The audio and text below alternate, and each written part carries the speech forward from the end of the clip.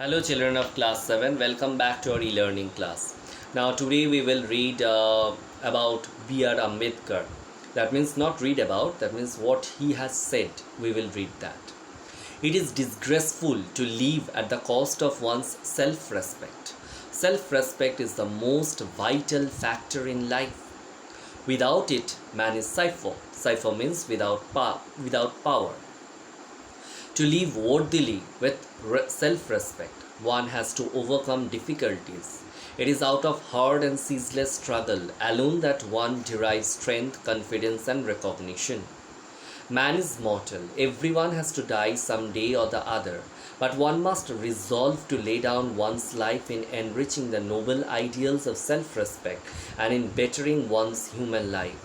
Nothing is more disgraceful for a brave man than to live life devoid of self-respect. Devoid means lacking. So, according to our B.R. Ambedkar, it's true that without self-respect, we cannot live properly. Issues of equality in other democracies. You are probably wondering whether India is the only democratic country in which there is inequality and whether struggle for equality continues to exist. It's not true. In almost all over the all over the world, you will find this sort of inequality is there. Some sort of inequality is there, and people are struggling just to remove it. The truth is that in many democratic countries around the world, the issue of equality continues to be the key issue around which communities struggle. So, for example, in the United States of America, the African Americans whose ancestors were the slaves, that means they were brought to become slaves, were brought over from Africa, continue to describe their lives today as largely unequal.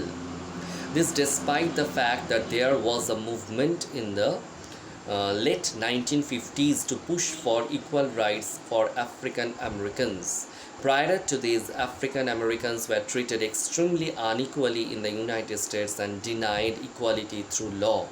For example, when traveling by bus, they either had to sit at the back of the bus or get up from their seat whenever a white person wished to sit. So you can find the difference between this black and white. It's so bad, it is such harsh. Rosa Parks was an African American woman tired from a long day at work. She refused to give up her seat on a bus to a white man on 1st December 1955.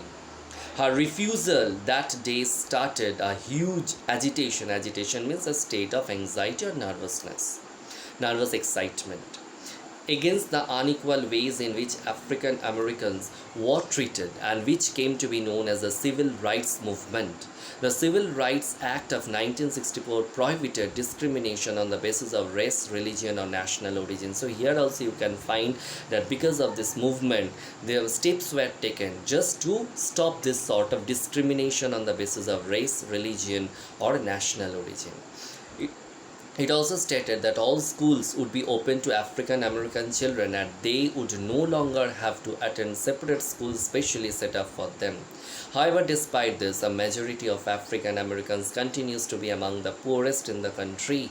So, law is there, but the law is not followed properly. Most African American children can only afford to attend government schools that have fewer facilities and poorly qualified teachers as compared to white students who either go to private schools or live in areas where the government schools are as highly rated as private schools. So similar pattern we have read before, and that the schools which the rich attend and the schools which the poor attend. What is the difference between? So children, we have completed up to this one. Now in our next video we will complete the chapter.